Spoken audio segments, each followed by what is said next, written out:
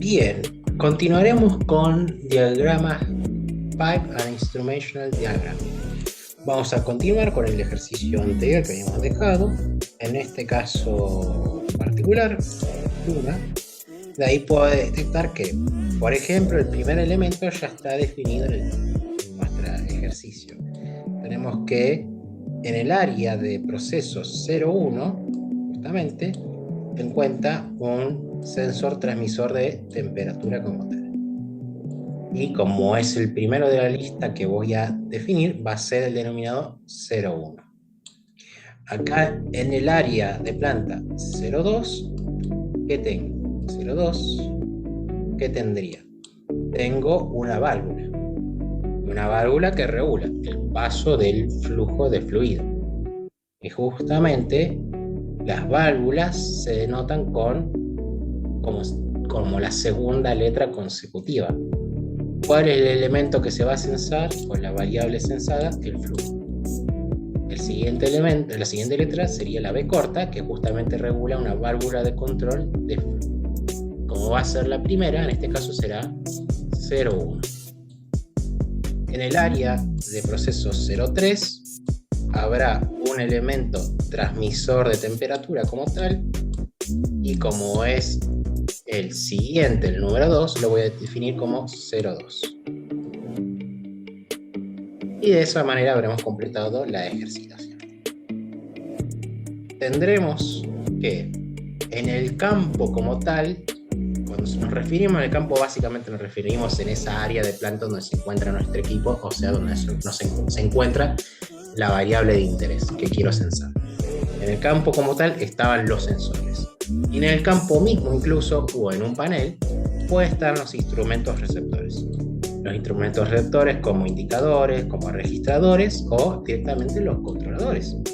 Esos controladores, ¿qué hacen?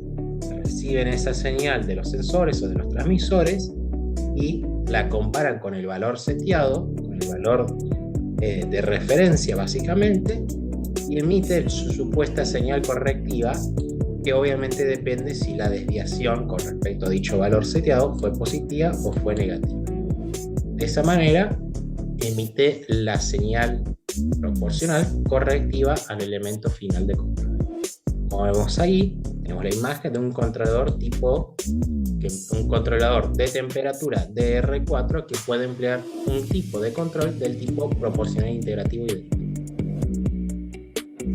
y justamente el elemento o instrumento final de control generalmente consta de una válvula de control, que justamente dicha válvula como tal tiene acoplado lo que sería un actuador. Ese actuador, ¿qué hace? Acciona de manera mecánica una válvula o acciona de manera mecánica otro dispositivo mecánico, y puede ser dicho actuador del tipo manual, eléctrico, neumático o hidráulico como tal. Y un convertidor, como habíamos visto anteriormente, justamente es un elemento, un dispositivo que transforma una señal de un cierto tipo a otra forma, en otra expresión. Un convertidor IP es de corriente a presión. PI es básicamente de presión a corriente. Y II es básicamente de un tipo de corriente a otro tipo de corriente como tal. Ahora bien, dijimos que sensores, controladores, válvulas transmiten sus señales respectivas de emisión o correctivas a lo largo del proceso productivo. Ahora, esos tipos de señales justamente son digitales, son neumáticas, son electrónicas. Y en ese diagrama de instrumentación y tubería, de Piping and Instrumental Diagram, justamente tenemos que hacer referencia al tipo de señal que se está emitiendo, que se está recibiendo. Una línea como tal, una línea continua de trazo continuo, es la alimentación de instrumentos o conexión a proceso como tal. Una señal con estas dos rectas paralelas entre sí, perpendiculares a la recta de interés, es una señal que no he definido como tal, o una señal que está sin definir. Una línea de trazo continuo cortada múltiples veces por dos conjuntos de líneas en paralela, como se ve aquí, dos conjuntos de líneas paralelas, quiere decir que dicha señal es de tipo neumática, y si ya es un conjunto triple, Estamos hablando de una señal eléctrica, que también puede ser representada como una traza discontinua de líneas. Ya cuando es una línea con distintas cruces intercaladas, es un tubo capilar, y una señal hidráulica es este trazo en L perpendicular a la traza de interés principal. Y una señal electromagnética o sónica es básicamente esta curvatura oscilante en distintos trazos y a lo largo de lo que sería la señal. Así que, por ejemplo, ¿qué tenemos ahí? Tenemos, en primera instancia, justamente, una señal del tipo eléctrica. ¿Por qué eléctrica? ¿Y dónde está? Justamente es esta de acá, que básicamente conecta este primer elemento con el segundo, este segundo con el tercero, y este tercero deriva su señal de manera neumática a lo que sería el elemento final de control, que sería en este caso la válvula reguladora de temperatura como tal. Así que en esta representación del tipo de señal podemos ver los dos tipos de señales eléctrica y neumática que justamente conectan o hacen la interconexión con lo que serían los distintos elementos de mi diagrama correspondiente a regular mi sistema de interés, que en este caso sería un intercambiador de calor. ¿Qué va a pasar acá? Va a pasar lo siguiente. Tendría acá un intercambiador de calor que recibirá justamente el fluido de proceso. Este intercambiador como tal le habrá circulado por el lado opuesto un fluido auxiliar, ya sea refrigerante o calefactor, y eso derivará en el intercambio de calor, que en consecuencia significa que la temperatura del fluido de proceso va a aumentar o va a disminuir según sea el caso como tal. Tendremos en sí una sonda de temperatura, tendremos un elemento transmisor de temperatura que va a censar la variable justamente de temperatura, la va a medir, la va a retransmitir con un elemento transmisor hasta el controlador y registrador de temperatura. Este está asociado a lo que sería un interruptor de temperatura y una alarma de baja temperatura como tal, para justamente hacer connotación de si la variable de proceso está en ciertas condiciones mínimas no requeridas y no deseadas. Ese elemento controlador como tal recibe la señal del transmisor de manera eléctrica y emite una cierta señal neumática de corrección que va a ir para lo que sería el accionamiento de esta válvula de control como tal. Y eso hará que el flujo de fluido sea más grande, sea más pequeño, afectando lo que sería la transferencia de calor, y eso derivará en que justamente la temperatura baje o aumente en su respectivo caso. Como dijimos en su momento, que era lo que cuando nos referimos que estaba situado en el campo y que básicamente el instrumento se encuentra acoplado o en las cercanías de la variable de interés censada. Y situado en el panel quiere decir que el instrumento como tal se encuentra en lo que sería en una estructura, o en este caso un gabinete, donde justamente hay diversos instrumentos montados en dicho panel que van regulando o que van monitoreando y dejando registrado y de manera visible cómo sucede el proceso productivo. Por ejemplo, en nuestros diagramas de P y D podemos connotar si nuestro elemento de interés, ya sea los transmisores, los controladores y demás, se encuentran situados en el campo o si se quedan situados en el panel. Por ejemplo, si es un círculo o una burbuja normal, la instrumentación quiere decir que es del tipo discreta y que está situado en el campo de por sí, como sería el caso de este acá. Esta válvula está directamente situada en el campo. Ya cuando es un hexágono nos hablamos de un computador. Cuando hablamos con este símbolo quiere decir que tenemos un controlador de tipo PLC, lógico programable, y demás. Ya cuando nos vamos abarcando en los distintos niveles, quiere decir que dicho instrumento se encuentra en cierta parte del panel central y que es accesible accesible para el operador, o tal vez no es accesible para lo que sería el operador como tal. Y así sucesivamente podemos connotar la ubicación específicamente de nuestros instrumentos.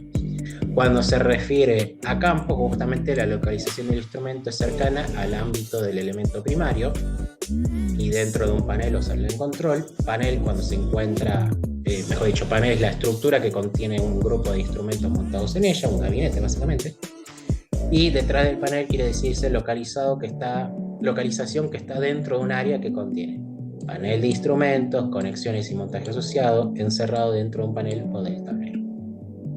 Y un panel local específicamente quiere decirse que se ubica en las cercanías de los subsistemas o subáreas de la planta. Como ejemplo, tenemos este sistema, nuevamente un intercambiador de calor. ¿Qué hace este intercambiador de calor? El fluido frío de proceso de interés ingresa a este intercambiador y yo quiero que salga a mayor temperatura. ¿Cómo se logró eso? Y básicamente este fluido frío que ingresó por el lado de carcasa fue calentado, dado que circula por el lado de los tubos el vapor de agua calefaccionante condensante. El vapor de agua que tal vez venga de caldera o de derivados de otros procesos productivos, ingresa como vapor, sale como agua condensada. Esa calidad de vapor, justamente, ya sea en temperatura y o presión, dona su calor latente al fluido de proceso, aumentando su temperatura. Esa temperatura es sensada e indicada, transmitida a lo que sería de forma electrónica, si mal no me falla la memoria, a un controlador registrador de temperatura, el cual va a tomar la señal, va a emitir, mejor dicho, la señal correctiva para que esta sea emitida y sea convertida para el accionamiento de la válvula neumática, de tal manera que regule el flujo de vapor y esto en sí afecte a lo que sería la cantidad de carga térmica donada por calor latente. Y si esa cantidad fluctúa, eso va en consecuencia va a aumentar o a disminuir la temperatura del fluido de proceso que yo quisiera cambiar. En este ejemplo número 1 tenemos un tanque agitado, básicamente un tanque de almacenamiento con un agitador.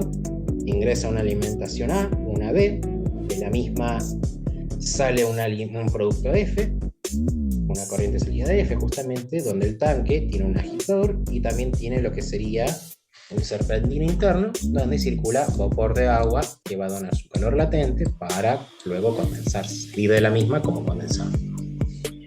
Ahora bien, lo que trata este ejemplo es que debemos generar el diagrama correspondiente considerando que hay una válvula de control en la línea de la alimentación de la corriente FA, o sea, aquí haría justamente una válvula que contiene un actuador del tipo neumático como tal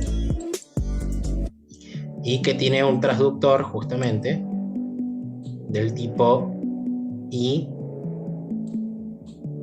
a neumático, que sería IP.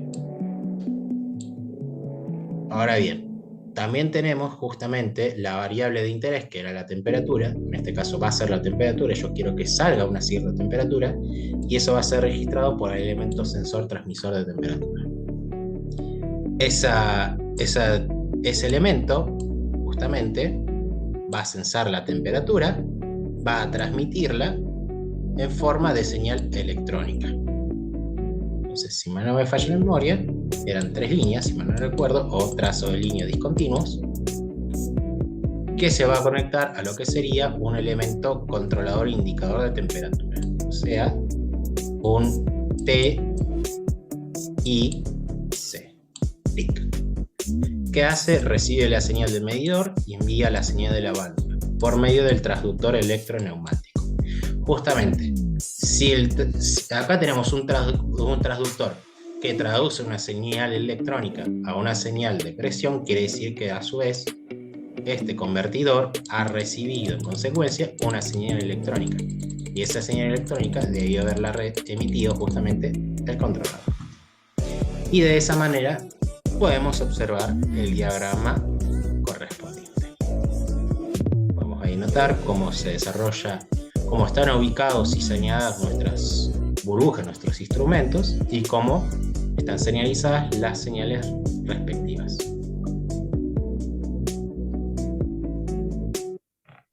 En el ejemplo número 2, por ejemplo, ¿qué tenemos?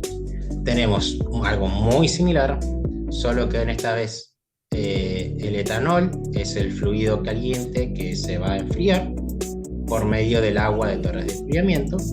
Y en este caso, lo que voy a regular será lo que sería la válvula de control que regula la alimentación del etanol por medio de una señal electrónica que justamente es recibida por el controlador de temperatura y emite su correspondiente señal a un elemento sensor, o mejor dicho, al revés. El sensor transmisor indicador de temperatura transmite la temperatura como tal, la recibe el controlador y el controlador emite la señal correctiva. Como podemos ver en la imagen, en este caso, este instrumento como tal en sí es, por un lado, un elemento transmisor de temperatura. Y un elemento, tenemos acá justamente, que no se ve muy bien, no se puede apreciar muy bien, pero bueno, vamos a ver si le podemos hacer zoom. Como tal, eso de ahí sensaría la caída de presión. Y ambas variables en sí están conectadas a un mismo transmisor. Un transmisor puede ser de temperatura, de presión, o incluso puede ser un transmisor multivariable como tal. Y en ese caso, dejamos connotado que hay un indicador y transmisor de temperatura, dado la fisonomía de mi sistema de control automático, y por lo menos tengo un indicador de presión, el cual desconozco si este se conectará a otro controlador o a otra sala y demás, pero por lo menos lo dejo connotado en mi diagrama. Algunos ejemplos, por ejemplo, tenemos el funcionamiento de una columna de destilación como tal. Y para eso vamos a ver cómo se desarrolla dicho diagrama. Tenemos la alimentación en violeta, que ingresa a la torre, previamente pasando por un intercambiador de calor para justamente adecuar su temperatura.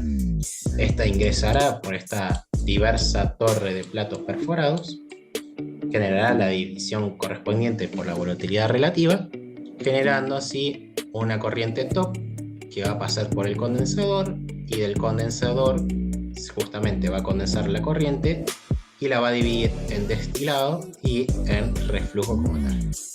Mientras que por debajo lo que va a circular es lo siguiente: parte del mismo, de la corriente inferior, la corriente bottom, va a circular por el termosifón, por el reboiler kettle, y se va a recircular a la torre como tal.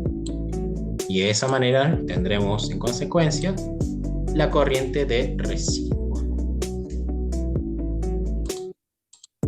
Y acá tenemos lo que sería el esquema un poco más simplificado, tipo flowsheet, de lo que sería el funcionamiento de una torre destiladora común.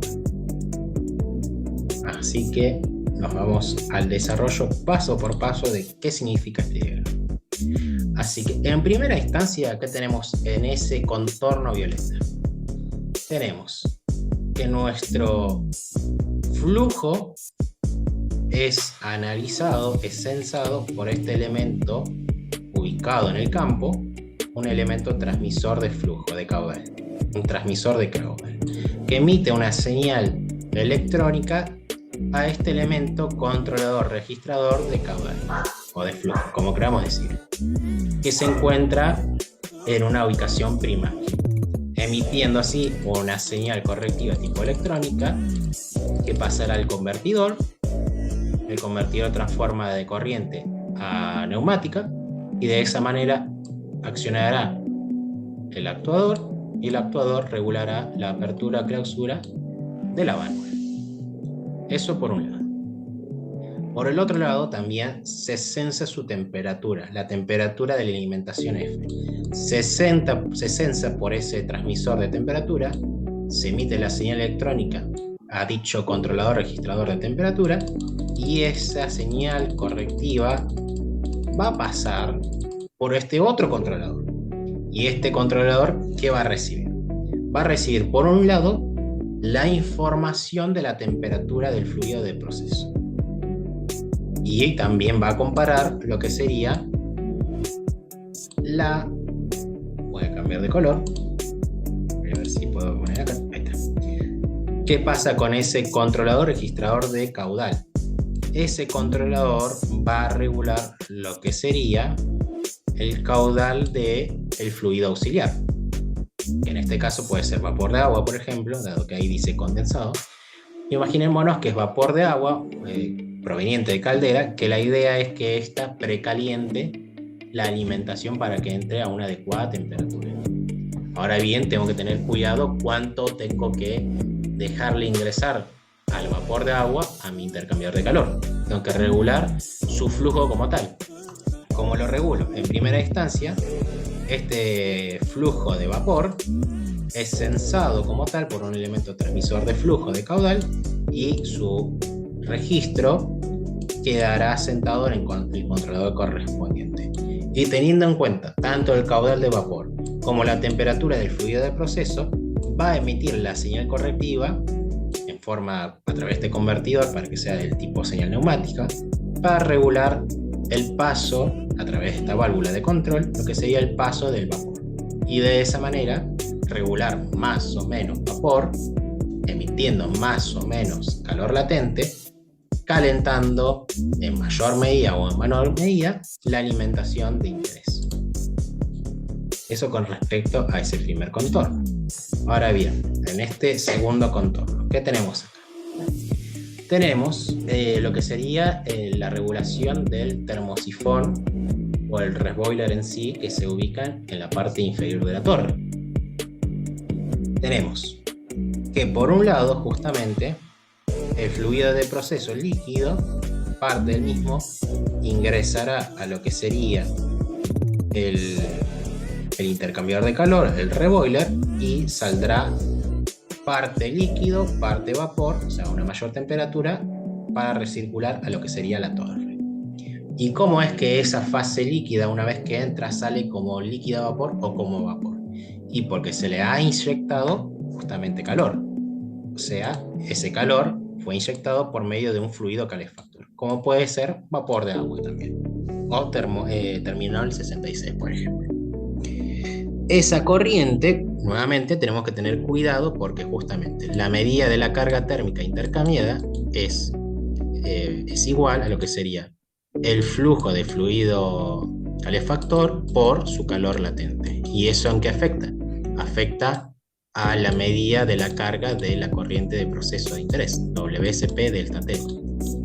A mayor flujo de vapor de agua, mayor carga térmica, mayor temperatura va a salir la corriente analizada. Teniendo en cuenta eso, debo priorizar de regular, censar el caudal, cuya señal registro va a quedar asentado en el controlador, y ese controlador va a cerrar o no, más o menos, la válvula y va a regular el paso del fluido calefactor. Ahora bien, hablando de lo que sería la parte superior de lo que sería la columna. En primera instancia, ¿qué tenemos? Tenemos que la presión de la columna, o mejor dicho, la presión del top de la columna es censada, es transmitida al elemento controlador registrador de presión, y este a su vez deja sentado una señal para el flujo con un controlador registrador de flujo de caudal.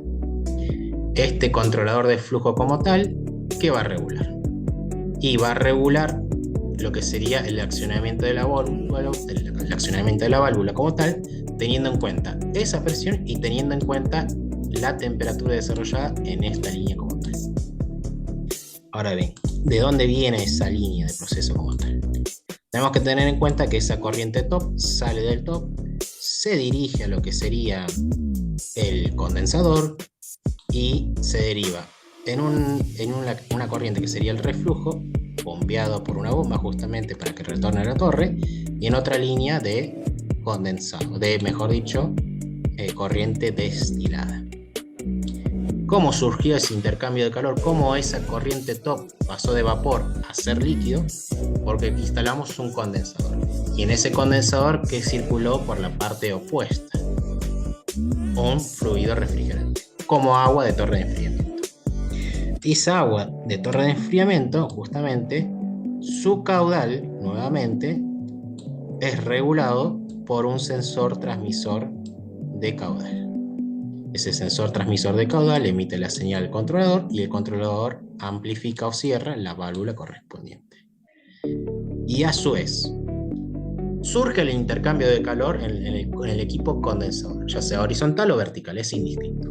Pero lo que tenemos que tener en cuenta siempre es que es probablemente que lo que sería la presencia de gases incondensables esté presente en nuestra corriente top, más que otra cosa.